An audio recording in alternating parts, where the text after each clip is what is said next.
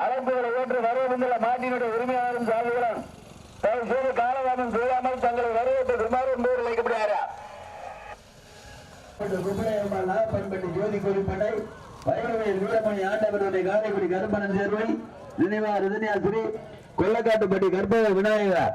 கொல்லக்காட்டுப்பட்டியை சேர்ந்த M Murugesan Karaikudi MCT Siva Eriyur Vijayavel ஆசிரியர்